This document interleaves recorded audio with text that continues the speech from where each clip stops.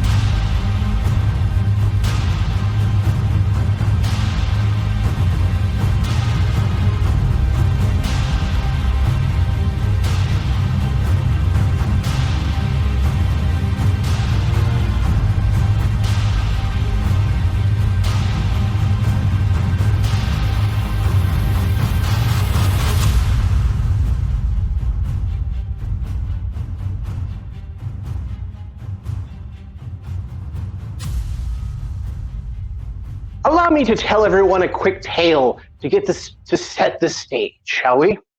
I was there when the last of the TauMarie was seen.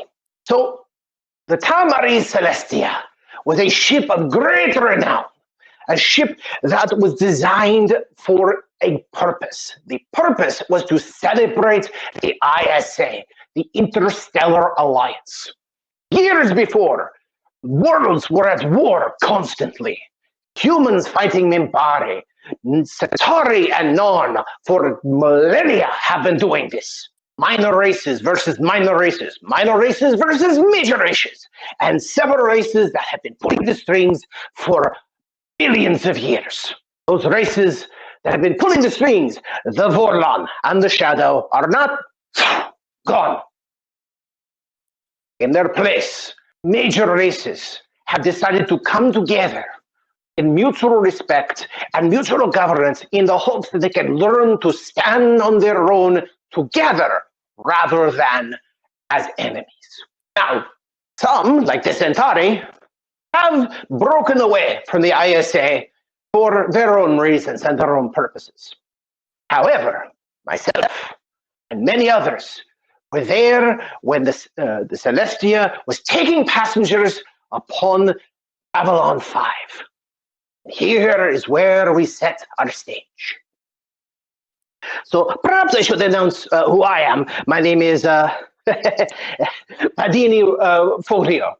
I am a Centauri storyteller, as you will. I have told many a story and produced many a play and produced many a video over the years. And this is why it is perfect for me to tell this story from here. And so we begin our tale.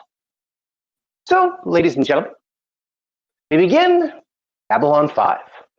Babylon 5 over this year has seen the departure of President Sheridan and his wife Delenn, has seen most of the, let's just call them legendary crew of Babylon 5 leave to their own fates and destinies. Captain Susan Ivanova left to go become a ship captain of one of the first of the Warlock class destroyers. Michael Garibaldi, Chief Michael Garibaldi, I should say, retired from EarthGov and went to go run Edgar's mega corporation. Of the Centauri, Londo has become emperor and has sealed off all of Centauri and has asked most of the Centauri to return home and not bother with the ISA at all, which, as Padini will tell you, there's money to be made away from the Empire. The Narn, and most recently has lost Jakar. Not lost as in died, though this does happen in Jakar. But he has decided that he can no longer take the burden of being a priest and religious figure, and has decided out there is a better place to be. He and the Vorlon-enhanced telepath Lena Alexander have boarded a vessel and gone off on their own adventures away from everybody else. This left people like Vir Koto, one of the few Centauri outside of Centauri Prime and the Centauri Empire, to do diplomatic work. This has left people like Captain Loxley, who is now in charge of Babylon 5. As we open our scene, it is basically an airport lounge. People have been coming by for all day, getting on shuttles, taking the shuttle from Babylon 5 to the Celestia. Now, a little bit about the Celestia. Celestia, for those who are needing a beautiful image, is an attempt to integrate all the technology that and all the styles found amongst the various races. Now, the races had very differing styles and creations for their ships. Some look like fish, some look like bricks, let's not lie. Some look like eyes, and some look like birds.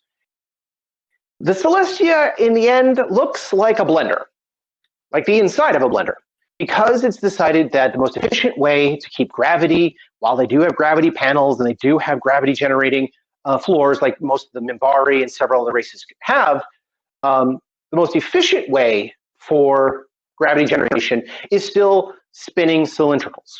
In this case, double spinning cylindricals, one is spinning in one direction, the other spinning in the other, one within the other, to provide the most amount of gravity for the most number of people with the least amount of problems in navigation, as well as if there's a technological issue. No one likes it if suddenly gravity stops. So that's why gravity panels are not everywhere. This allows for a lot of habitation with a number of levels, groups, and so forth. Now, the Celestia is not just for military personnel or the rich or anything else like that. It actually has multiple purposes. And in this case, the launching of the Celestia has one primary purpose and several smaller purposes. The primary purpose is that as the ship that is a symbol of the ISA, coming together of a number of technologies and a number of styles, it is going to be the showcase as it goes forth to one of the first ISA colonies and the opening of a new jump gate.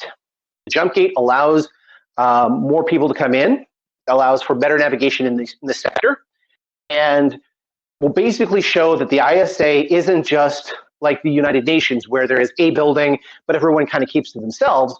This is more of an overarching attempt to become a federation. And in this case, this ISA Federation is going to have a place to kind of call its own here. So the new colony itself is called Boyan.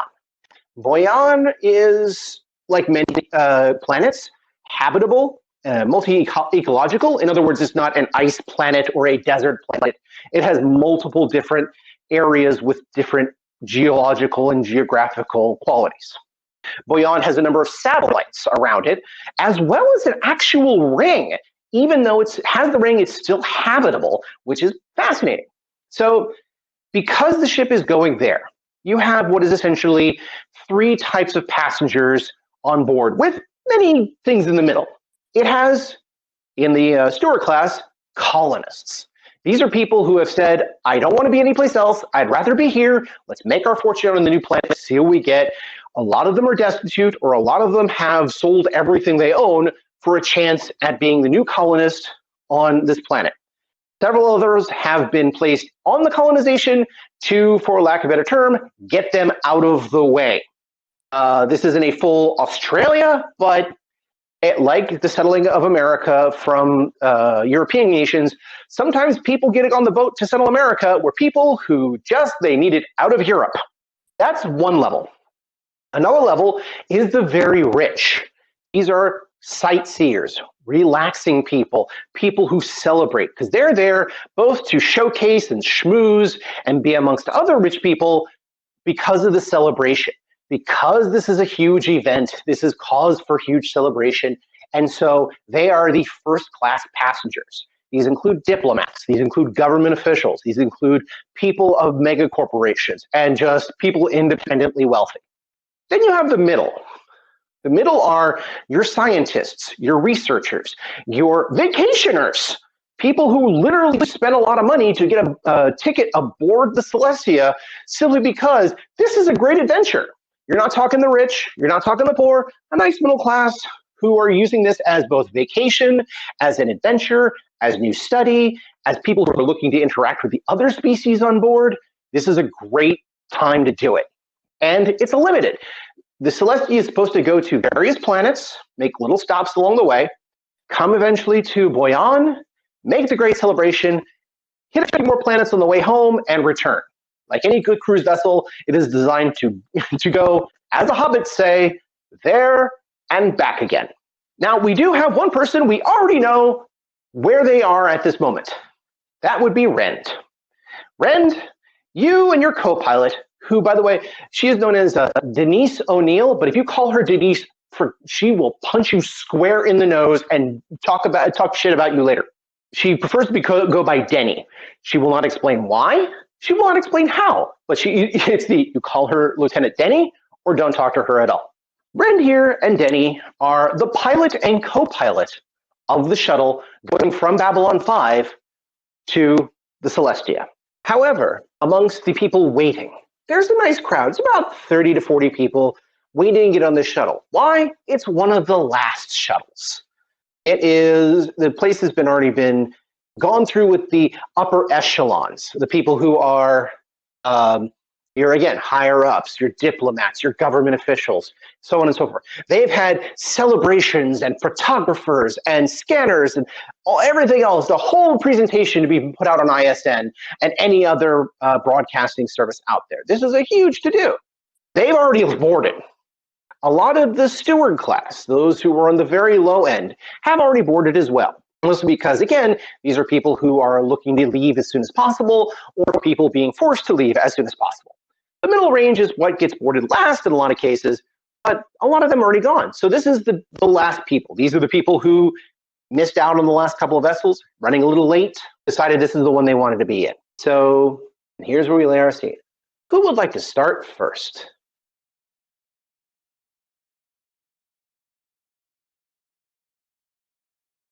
I assume we're all just waiting for Jeff again.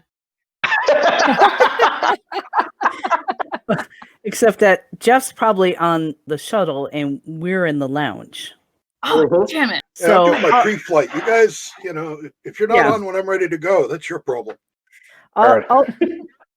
So Dooley comes running up and goes to the ticket person and says, I have a ticket here, but I need to change it to my name. It's my ticket, but I need to change it. The security officer on hand, because a lot of this is done through basically office security, comes over and says, "Can you got your identicard?" He looks at the tickets like, "That's probably, as long as it matches enough, we'll work with it. You got your identicard?"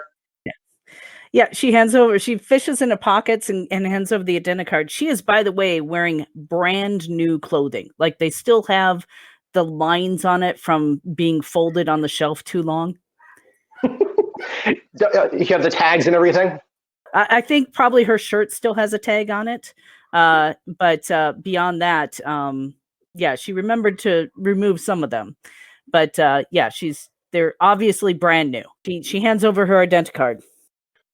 He looks at the identicard. He says, he looks over at you, down. He literally says, "Close enough." Inserts the identicard, inserts the ticket voucher, does a few things. He's like, "Here you go." Though he says, "Though if anybody comes looking for that seat, I'm gonna know it." No, it's my ticket. Really, yes, it's my ticket. I'll be taking my seat now. He kind of, as you might as well be dragging a sign that says the word "suspicious." But you grab your satchel, take your seat, And he just kind of gives you a look of, well, there's only two places you can go. One is past me, and the other is out the airlock. So what do I care? So as you take a seat, you do notice there's a couple other Narn waiting there. Believe it or not, there are a couple of Centauri, as well as, again, the usual Minbari, humans, and actually 2 game and a couple of Drazi, believe it or not. Oh, and a couple of Bakaris, which is kind of interesting. So you kind of notice that there. Go first, I think. I'll go next because this dovetails. On the shuttle already, you will also see a TauMarie, who has been there since the shuttle started opening for general passengers and not just the rich and fancies. Because Mirgrat has been going back and forth on the shuttle for every trip, looking at all of the passengers who are coming on board and trying to find someone who is interesting to follow around and also is willing to let a TauMarie follow them around. Which is harder than it looks. Yeah, there's like a very slim part of that Venn diagram. Yeah, considering I already locked her out of the cockpit. Yeah, a couple times. That's the thing. According to her, go ahead. I was gonna say, Du Li does have a good friend that's a TauMarie, so she doesn't even blink at some, TauMarie being on the shuttle. Mm-hmm.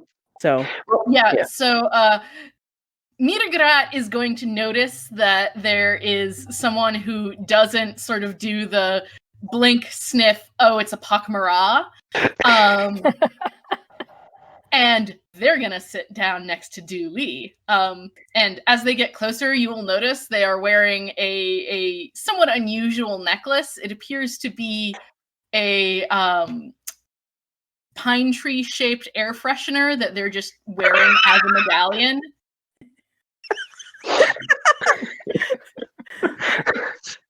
Okay, you made the GM laugh. Bonus points. So Du Li will look at her and kind of thrust out a hand and say, "Greetings. I'm Du Li. This is my seat. You're sitting next to me. Yes? No?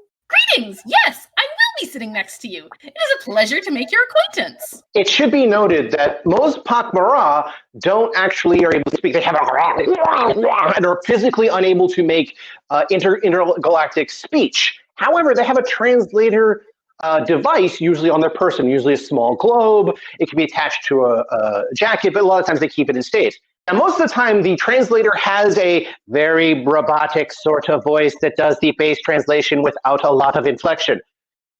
This one does not. Yes. Mirgrat, because they are very interested in interspecies communication, did a bunch of research on this. And intellect translators are not up to dynamic tone shifting. The technology isn't there yet. But helpful enthusiasm has been shown to be the least threatening and most acceptable broad tone across a range of species. Yeah, Du Li looks very startled. You were not prepared for the TauMarie with the voice of an idol singer from Japan. That's a very interesting translator. Thank you. I programmed it myself. That explains it then. As the two of you begin your conversations, you do notice a few other passengers coming on board. I punch my ticket and walk on board. When at the entrance, you see a human female. Her nose wrinkles a little bit, and she sniffs and goes, "Oh, TauMarie," and then finds a seat and just goes and sits down. So yes, you kind of like, all right, TauMarie. Okay, let me about 5 or 6 rows away. Okay, right about there. Yep. But again, seat clamps down, no problem. We have one other. I am running because I am extremely late for my flight now.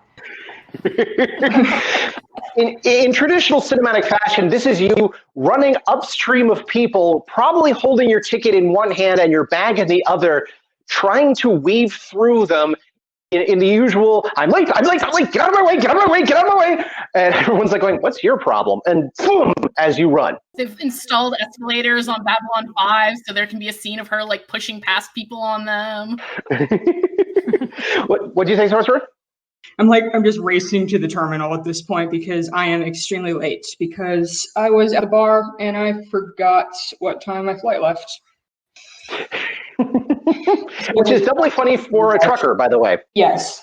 Well, what had happened was I thought I knew like when my flight left because I'm a trucker and I'm used to flying all the time.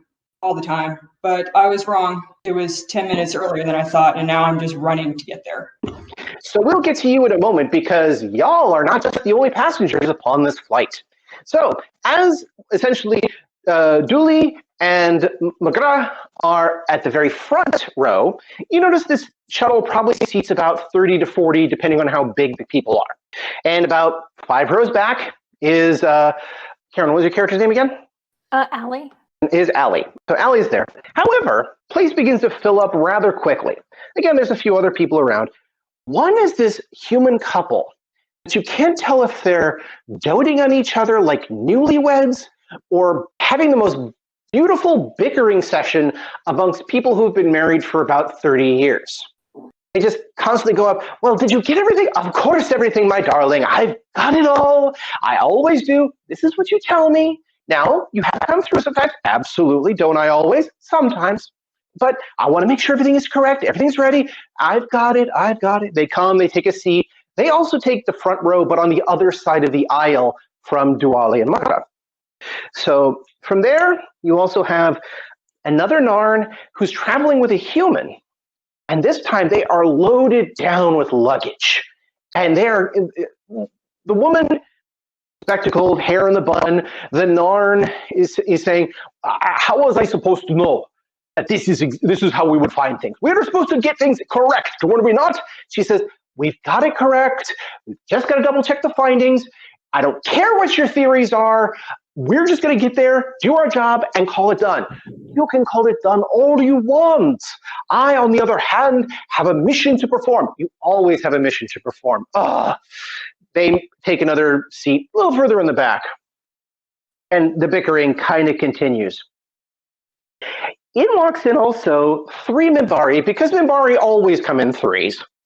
But it looks like basically there's one up front whose robes don't look like traditional religious or warrior, maybe the worker caste, but a lot more officious, a lot more decorative, a lot more. Were this a human person, they would look like they're in Gucci covered in gold, but they're Minbari, so it doesn't look like that. So lots of silks, lots of gem encrustings, very officious and very just upper class, for lack of a better term. Behind her are 2 others, one who is obviously in religious caste outfits, head bowed, keeping his hands together, just, again, not looking forward, kind of looking down, but gently walking 2 steps behind the other one.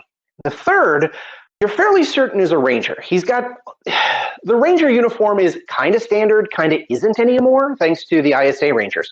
But the pin looks pretty much about like a ranger, so you probably guess it is. He's standing tall, looks around, has his hands behind his back as if he's patrolling it like an air marshal, which, by the way, Rand, gets your attention. Because as far as you know, there's not supposed to be any rangers on this run, let alone somebody who looks like they're inspecting the place. Okay, but to be fair, don't rangers always look like they're inspecting something or analyzing something? Not always. Not good rangers. Okay. There's It would have been on the manifest. Mm-hmm. Well, yes, that's true, because you would have a designation unless they were doing an undercover bit, which they may not manifest to you because they're supposed to be keeping a low profile. But general protocol says that if there is a ranger who is going to announce himself wearing pins and everything else like that, then it should probably be mentioned on there. In the same way that if you were a standard pilot, you should know who the air marshal is, just in case. This one, he doesn't seem to do that. He hasn't, thankfully, brought out a gloved hand to check for dust, but he's got that air about him.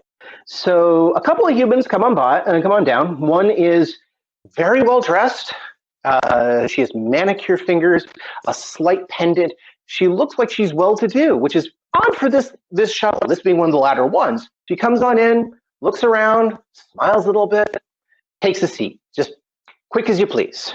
Like, it's just efficient. There is several Centauri on board, one of which, oh my God, every time she walks, she jangles. But not jangles as in, I left my keys in my pocket, or I carry a janitor's set of keys, but more of, I have tied bells to every inch of my body.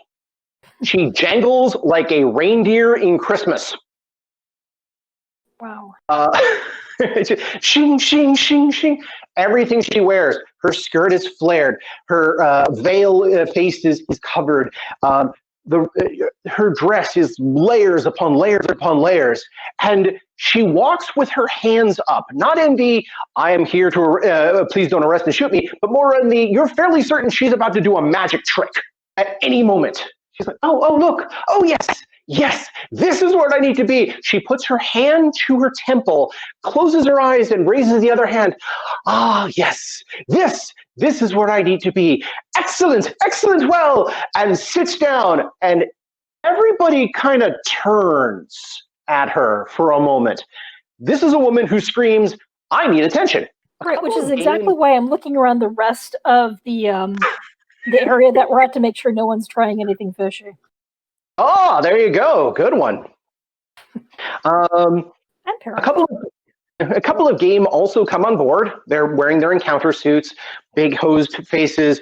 They're believed to be insectile underneath it. They're not secretive like the Vorlons. People have seen game outside the suits. It's just very rare because they're methane breathers. But two come on board. Oddly enough, they don't go together. One comes on board, a couple other people come on board, then the other one. Then there is two Drazi who approach. One looks like he has a scar that goes from somewhere over the right eye to under the left cheek. Just this huge gash across his side. He is wearing, very obviously, a Drazi uniform that would denote him as the equivalent of a captain. However, the uniform itself looks like it's seen better days. Like it was thrown in the wash multiple times, thrown in the mud multiple times, hit with things, repaired, hit with more things, repaired, said, you know what, that's close enough, put on, and then he left. But he takes a seat. He actually takes a seat next to the Centauri woman whose hands are everywhere. And he tries to stir conversation in her. She thinks he's fascinating, loudly, very loudly. Then we have a few other people, including another TauMarie who comes in, takes the last chair of the last row, and sits down quietly. And let's see, there's a few other people who come in, including another Narn, who is holding a bastard sword, an actual European bastard sword, in a scabbard, thankfully, but he keeps it on his back. He sits down. He also nods to Annie, was it? Allie? Allie, thank you. Excuse me. Like I said, it takes a while to get used to it. Kind of looks at Allie's character, nods in the same way that two gangsters might pass each other and just kind of nod. I respect you, and then goes and takes a seat. When he takes the seat, he takes the sword off his back because it's really hard to sit like that. Puts it between his legs, and he grabs both hands with the hilt and kneels and pushes his head on it. So it looks like either he's about to sleep or about to go into prayer. I'm not that bad of a pilot. I'd say hello, but it looks like he's a little busy, so I just kind of nod back and fidget nervously. Fair enough. You're like, this is a strange cast of characters, but okay. Yep. That's okay. When you nod at him, like, okay, Drazi, doing the warrior thing. Okay, fine. And you turn your head back to see who else might be happening, and you actually get the voice, is this seat taken? Right next to you is a man all in white. It is very much an Earth Force make suit. It very much looks like a business suit. The man is a mountain. He has got to be 7 feet tall if he's an inch. He's got to be 4 feet wide. He has got to be built in the same way that linebackers wish they could be. His suit is completely white. The undershirt is almost a silvery color. His mask is bright blue. You look up into the face of what is obviously a green-skinned humanoid, so you would guess Drazi, who is wearing a lucha mask and asking if the seat next to you is taken. No, it's free. Thank you. He sits down, and as he sits down, the seat crunches a little bit. Right. Go ahead. Okay, he just sits down and he just kind of cracks his knuckles a little bit. I swallow hard. He looks over and he says, do not worry. I am just here. I will be some of the entertainment on board. He offers his hand, which looks like it could wrap around your head. I believe in the human tradition. It's too good to offer the hand to a fellow warrior and state unto you, I am Shakeen. I shake his hand as firmly as I can without getting it crushed. Ally Behringer, I'm really glad to meet you, Takeda. Good. Another warrior. It is good to see another in such company. Though he looks over and says, though it seems we have many warriors here. Good. Yes, it does. So that is most of the people on board. There's a few others who kind of trickle in. A couple of Avai also show up. One looks, very matriarchal, probably some sort of low-level official. Another is a couple of males underneath who, again, bow their heads in utmost respect, for lack of a better term, to the matriarch and follows them in. Right before our Bikari joins us, however, is a gaggle.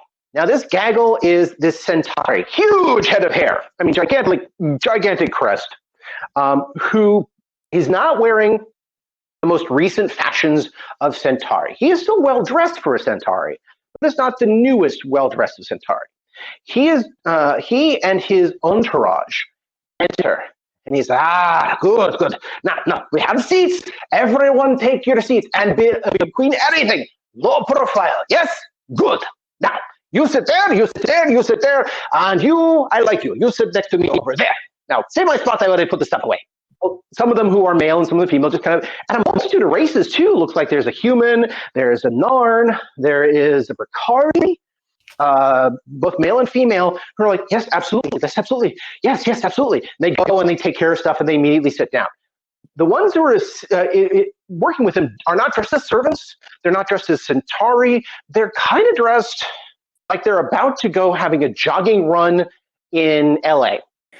So Dooley will lean over to her seatmate and kind of stage whisper, do you think he's compensating for something? He wanders over, I like, how do you think? Of course I'm not compensating for it, and I have visual evidence to prove it. But I like how you think. You're bold, you're brash, and you say good things out loud. And you know how to stage whisper. Perhaps we should talk soon. He, like a magician, flicks out his card. He hands it to you. I am Padini Faraggio, at your service. Now, I have to get to my seat, but please, if you're interested in doing some acting, perhaps you're interested in a couple of parts, let me know. I am more than happy to find new talent. Talent is a very strange thing in this world. You have to find it, and then once you find it, you have to keep it. And that's always a trick. But in the meantime, please, I will be on board. You will be on board. If you want to find me, you know where to find me. Good. Now, safe flight. Goodbye. Yes, that all happened in front of you as you guys just kind of look on doing, what the hell was that about? Yeah. Mira's going to elbow Dooley and sort of hold up one hand while turning the volume all the way down on their translator with the other. If he's compensating for something, it's not the usual stuff. Yeah, maybe brains. I'm not sure yet. So, by the way, do you look at the card? I take the card by the smallest corner possible. I look thoroughly disgusted and confused at the same time. The card says Padini Fulgio Centauri storyteller cinematographicer. He sits with his entourage, wraps his arm around the human female there, going, this will be good fun. Yes, it's going to be fine. Good. Oh, look, we have other Centauri on board. This is lovely. And they have a nice conversation. But just as Rand gets done with the checks, Denny is there going, all right, got clearance. Looks like engines 1 and 2 are fine. Maintenance check is fine. Oxygen levels are good, though we're going to have to keep an eye on the game because they always throw out for measurements because they don't breathe oxygen. They breathe methane. She looks over and says, okay, so you ready, Rand? All set? Yeah, and looks like we have some passengers that are expelling methane, so yeah, we definitely need to keep that in check. Let's get this bird in the air. This is our last run. All right, good. She looks over. Do you want to do the announcements or do you want me to do them? Oh, who did it last time? Was it you? I think it's my turn. I don't know. Wait a minute. I'm the senior officer. You do it. She says, yeah, I thought you'd say that. She stands, she does the usual, takes off her harness for a quick second, stands up. Ladies and gentlemen, beings will be along shortly. Please, she does these standard, exits are here and there, and that's it. If we lose cabin pressure, you're all going to die.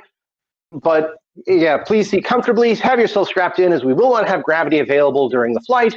However, our flight is a grand total of 10 minutes between here and Celestia's control, so this shouldn't have any problems whatsoever. In the meantime, this is when you hear the stop, wait, stop! As Ty, I come racing in the door at the very last second, like throw my ID card and ticket at the ticket taker, and sit down in the whatever seat is available, the nearest one. Okay, so the nearest one is yes. The closest seat you get is right next to the guy with the broadsword. Sorry, the Narn with the broadsword, and right in front, right behind, the Centauri with the huge hair and the harem. I look at the sword guy and I say, "Oh, nice sword, man." He looks over and says, "It is a sword of my father's. Please, you are protected. You have my word." And he ushers you into the chair. I say, "Oh, thank you," and then I try to get his number for later. Okay. He offers us, hello, I'm Ty. He looks at your hand for a second and says, right. He bows for a second. I am Knur. I am of no circle, but that of the table. Hail to thee. And he shakes your hand. I shake his hand and I say, "Hail to thee." And then well met. And I say, so are you going on this? Are you going to be on the plane, on the ship for a while? Can I get your number? Oh, absolutely. He offers his card. He's just basically, with the card in this case is a redirect to a terminal that he might be in possession of. Basically, it's his room number. On Vessel, there's not a lot of phones or anything else like that. We are using Babylon 5 text, so it's a little low key, but yes. I take the card and I wink at him to let him know that I'm definitely going to be calling him. Oh, he looks at it. Oh, he does a quick. 1 second. Yeah, he does a quick. Of course, madam. He says, "I am honored by your favor, and indeed, I will endeavor to make honor of such favor." He bows a little bit to you. Actually, if you offer his hand, he will kiss it. I don't do that. So then he looks over and he's like, "Okay, is everyone done now? Good. Ladies and gentlemen, we're about to take off. Strap in, and off we go." She turns around, gets back into the pilot's chair, puts on her harness real quick, and looks over at Rend. "All right, show is yours, Lieutenant." Yeah, Babylon Control, Shuttle 3, ready for liftoff. Shuttle 3, this is Babylon Control. You are cleared. Beginning undocking procedures now. Immediately, the cranes lift you into place. Space doors open, basically providing a airlock. the giant maw that is Babylon 5 opens, and out you go to the front door. As you go out, again, you get a beautiful view of both the Celestia, and for those looking in the wrong direction, it's a beautiful view of Babylon 5 in all its glory. The trip itself shouldn't be bad. Go ahead. I was just going to say, ladies and gentlemen, we are feet wet. I do not suggest going swimming. Immediately, there's a couple of people, one of the game goes, we do not swim. The other guy just kind of goes, it's enough, it's all right, don't worry about it. As you wish. Sits down, it kind of relaxes a little bit. So Babylon control to shuttle. We see that there is a couple of energy spikes near you. Please be aware. And looks like you're going to have to deviate your course by 2 degrees. He gives off a couple of numbers. You easy enough. Correct. And it's like, that is kind of strange. We are getting some bizarre energy readings off the starboard side here. Babylon control, we're reading energy spikes on our starboard side. Can you give it a good scan and let us know what's going on? Confirmed. Doing scan now. We registered a little bit of a unusual energy spike ourselves, and all of a sudden, a wave of the universe washes over everyone. There is a bright light. There is a feeling of something not unlike a manta ray of enormous size flowing over everything and everyone. A manta ray made of magnetism and light that just seems to fill the cabin for a second. But that second blossoms and it germinates in every form. For a moment, everyone feels like they close their eyes, like consciousness is struggling to hold on and trying its best, but it decides after a while, you know what, I think it's best to just go with the flow. And suddenly you fall back almost as if you were asleep, but you're way too active dreaming to be asleep. For any of you, even the meditators, some of you find yourself on strange worlds, digging up artifacts and seeing new ancient technologies that have never been seen before. Some of you are seeing whole wars stretch out in front of you, and not just the people who have actually been in war, because I know several of you have actually been involved in several of the conflicts that happened recently, but giant vessels, people floating out in space unprotected, whole horrific battles in front of you. And for each of you, even though you are, if you were, say, a human, you would see this as if you were in the cockpit of a human fighter. However, if you were a Narn, you'd see it from the Narn point of view of the Narn vessel in the same conflict. You can't tell who you're fighting because it's all a swirl and illusion. Nothing seems to be right. At the same token, you find yourself standing over the remains of ancient cultures and ancient ways and weeping suddenly. But then you're on stage. Then you're seeing everything before you. At the same time, you feel a presence, suddenly like you are claustrophobic and everything is pushed in, but you are seeing through the vessel that keeps you locked in, and you know that it keeps you safe and keeps you whole, and nobody can see you. So the claustrophobia begins also with this invisibility that is both comforting and terrifying at the same time. All this just seems to spread back and forth, back and forth. You're having an argument with a sibling. Sibling gives you the whatever rudimentary gesture which might be considered the finger. You are, dealing with family and friends that you've never seen before and know before, and yet you've known them all your life. Suddenly, all these images come back and forth, back and forth. You hear a small little voice somewhere behind it, something that says, home, home, home, and says it almost like a mantra.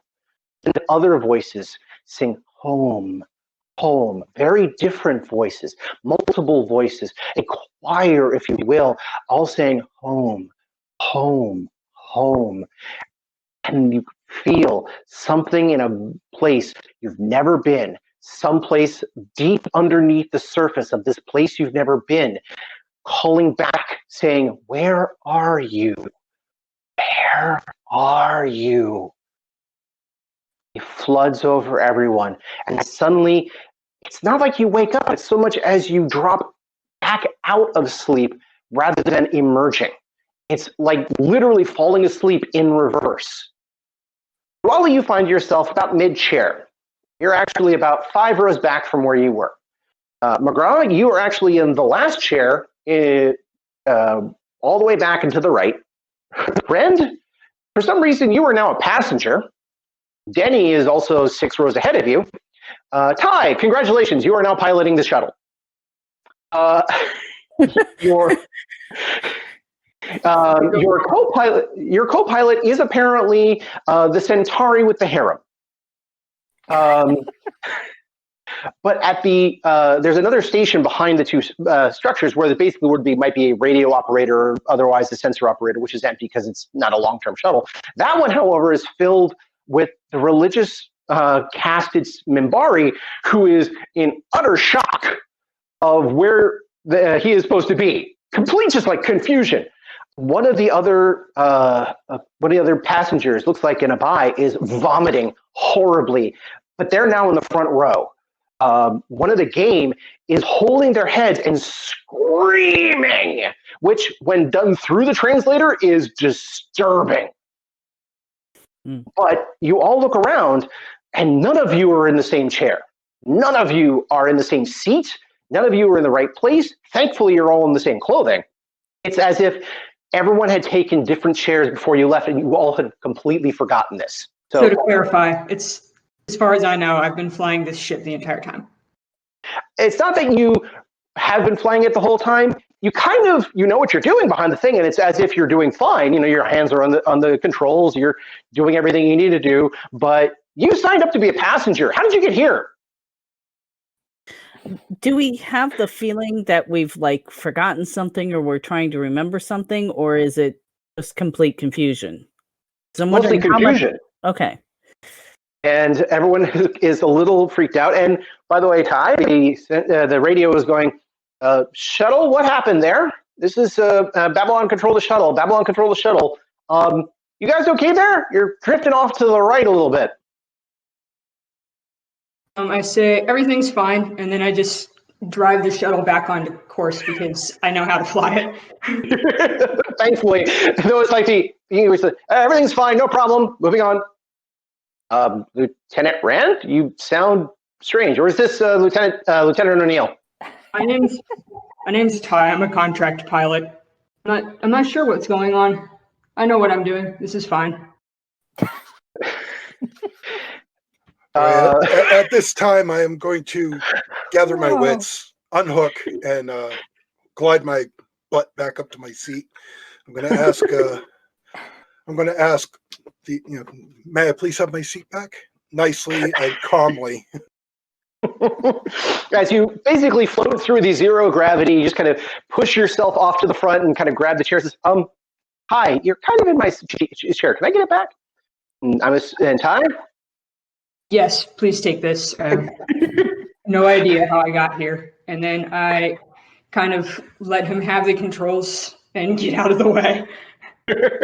You have to get yourself out of the harness, which also Padini goes, perhaps you want my chair as well. Please take them both. He hits out of, you both try to get out of your harnesses. Panini actually knows kind of an interesting trick of human harnesses. If you hit them in the right place, most of the bolts straps just kind of come away. It's an emergency release. He just kind of taps his chest. Boom, there they go. And he glides himself back. In time, I'm assuming you glide yourself back. Rend, you get yourself in the chair, strap yourself in real quick, and easy enough on the thrusters, glide it straight into the Celestia. All right, I'm going to turn to Denny. It's like, Denny, did any of the flight recorders get any of that? Denny, who is more confused than ever, looks over and says, I'm getting there. She wrestles with her harness for a second, and when she's like, God, I think this thing is stuck. Immediately, a large knife comes out of nowhere, slides right under over her uniform, but over the uniform and under the harness and slices it away. And just the man with the large broadsword sheathes it and says, and there you are, released. And he just looks up and says, thank you. And she says thank you in the same way that other people would use other 4-letter words in this situation. She. We call it New York thank you. Yes, I too have lived in New York. I'm well aware that there are certain 4-letter words that are no longer words, they are commas. But she pushes herself forward, gets onto the control panel. She also straps herself down after the, what's going on. The Centauri, Padini, he doesn't push himself back. Someone just kind of glides back in the same way some people would do the backstroke in a pool of water. He just kind of floats back serenely. Denny comes up and says, okay, let me take a look. Okay, let me take a, it looks like there was a small energy spike on a gallon level, but I don't know what happened. Relax. We'll figure it out. Babylon Control from Shuttle 3. Did you guys get everything that just happened to us? Babylon Control, we don't know what happened. You just, we thought it was a sensor glitch. You guys just sort of blinked out there for a second. Understood, Babylon Control. Passengers, this is Lieutenant Rand. I'm going to, if any of you had short-term plans, I'm going to ask you guys to make sure that you stick around and let me know where you're going so we can fully investigate this. This is not normal. This is my 50th flight today, and this is the first time it's happened. So please bear with us, and the rest of the flight should be uneventful. Right, Danny? Yeah, absolutely, sir. This flight should be absolutely uneventful. You can tell when she puts on her game face. Absolutely uneventful. In fact, she immediately reaches over. Celestia Control, this is Shuttle 3. We are we cleared for docking? Welcome to Celestia. You are cleared for docking. You're the last shuttle in. Once you guys are set and ready, we will be heading out. Yeah, confirmed, Celestia. Shuttle 3 out. Celestia, did you register any issues in transit? Celestia, no, why? Oh, no reason. Understood. Get in here so we can keep schedule, people. You immediately fly to the front of the Celestia, and very much like a lot of Earth Force-based ships, the docking is right there up front. What better way to scoop people out of the air, I guess. So you come on into the massive blender that is the Celestia, though it's a massive Art Deco blender, so it looks lovely. Docking procedures are easy, and in fact, once you guys get past the initial jaws of the gates, the first circle of the Celestia is almost entirely docking, much like Babylon 5 in a lot of ways. But once you pass the gates, the gravity ensues, and suddenly everyone has mass again. Once you guys are locked in place by the grabbers that basically take you and put you to a different place, docking, yeah, gravity is now fully in play. When that happens, a jar of something, which was probably in someone's possession, falls out, almost like out of the sky in a lot of ways. But, just basically a little bit of the luggage just goes clang, clang, clang, clang, clang, clang, split, split, split, split. It's a jar. It's not like a glass jar, but it is translucent.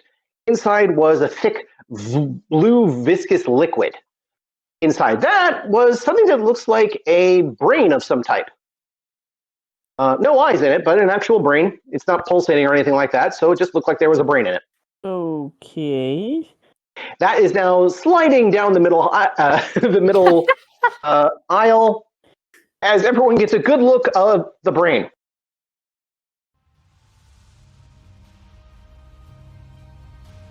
And that's where we end for this week. So I just want to thank everybody for joining us, and look forward to seeing you guys out there as we put out our new episodes. If you have any more questions for us, if you have any things you'd like to say or want to join in the conversation, you can find us at temporalplaygrounds.com/Odyssey, or you can email us at odyssey@temporalplaygroundproductions gamesgame.com. Babylon 5 was created by J. Michael Straczynski and is owned by Warner Brothers Domestic Television. The Babylon 5 role-playing game is a product of Mongoose Publishing using the OGL Open Gaming license of D20. Our intro and exit music was composed by Evan King. The song Titan Striker is available from YouTube, social media, and from evankingmusic.com. Please see his website for more information. Again, I am Daniel, and thank you for joining us this week. Join us again next week for another exciting adventure. Good night.